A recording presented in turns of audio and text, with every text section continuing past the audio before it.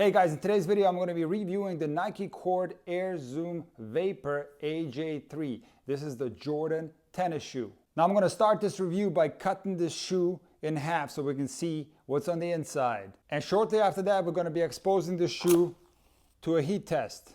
Just kidding guys, I'm not a professional shoe reviewer. Who am I? I'm a former Division I college tennis player and a tennis coach with more than 30 years of experience, and I happen to be a huge Nike tennis shoe fan. I've had all of them.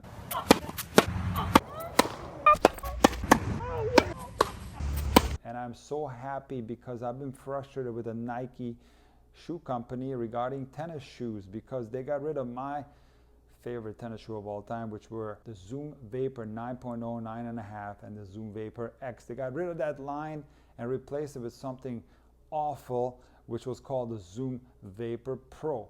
But thankfully, Nike has done some great things in the last couple of months. They brought back the Zoom Vapor 9.5. I'm going to review those in a separate video. But luckily, they have brought back the Jordan tennis shoe. This was originally released in 2014, a collaboration between the Jordan brand and Federer, who the Zoom Vapor shoe was designed for by Tinker Hatfield, and they came out with the original Jordan tennis shoe. And now, thankfully, Nike has brought back the shoe and I was able to test it.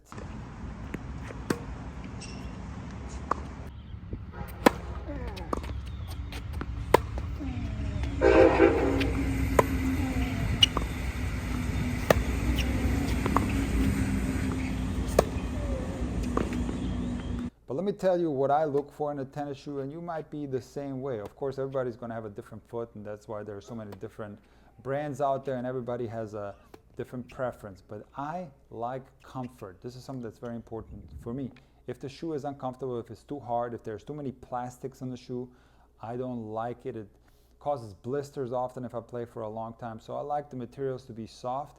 And something that a lot of people don't talk about is the tongue. The tongue is super important, and some shoes have a paper thin tongue. For example, the Zoom Vapor Pro had a horrendous tongue, and I can tell you that the tongue on the Jordan shoe is phenomenal. In fact, it's maybe the best tongue that I've ever seen on a tennis shoe.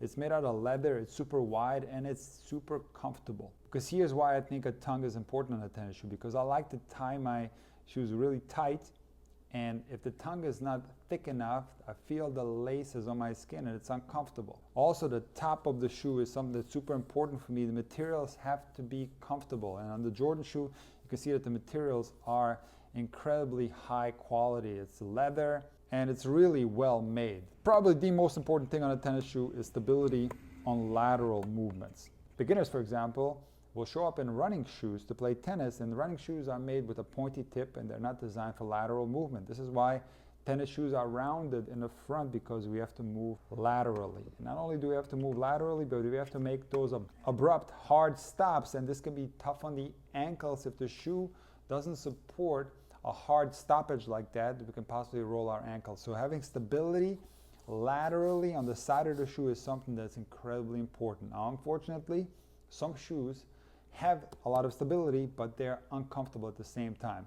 The Jordan shoe, however, manages to find that balance between comfort and stability. It has a lot of reinforcements here in the back of the shoe, so it's incredibly stable on lateral movements, especially when you make those hard stops, while at the same time being super comfortable as well. Another thing that I look for in tennis shoes, maybe because I'm naturally a little bit on the slow side, I want the shoe to be as light as possible. If the shoe is too heavy, I feel like I can't get my feet off the ground. And the Jordan shoe, while being very stable and sturdy, at the same time it is also incredibly light, and I felt like I was moving my feet quickly on the court. How about durability? Well, this is highly going to depend on several factors. What surface you're playing on and what your playing style is. So I'm not a type of player that wears out shoes that much, but I have some high-level junior players who can wear out shoes in a matter of weeks. So it highly depends on whether you're dragging your foot on the serve or the forehand or the backhand, and whether you slide a lot on hard court or clay. The more you slide, the more you drag your foot on the ground, the faster you're going to wear out your tennis shoe. So while I personally don't wear out shoes very fast, I can tell you that the Jordan shoe has a lot of reinforcements here in the front, and it looks like a very durable shoe. Again, these are high quality materials, and it doesn't appear that this shoe is going to fall apart in a matter of weeks. Now, a couple of interesting things is that the side of the shoe is still like the original Zoom Vapor, which I loved, and also the sole is the original Zoom Vapor sole, which is more of a simple design. I much preferred that over the upgraded version. Another important thing that I look for in tennis shoes is the right amount of cushion. I don't personally like too much of it, so I don't like the sole to be too thick, and this is why I loved the original Zoom Vapor 9.0. And thankfully the Jordan shoe has the exact same sole as the original Vapor shoe. I'm the type of player who likes his foot to be a little bit closer to the ground. So I'm not really giving you a shoe recommendation because I believe that if I like a shoe, that doesn't mean that you are necessarily going to like a shoe. Why? Because everybody's got a different foot. Yes, generally shoes can be better or worse, but there's a reason why there's so many different brands out there.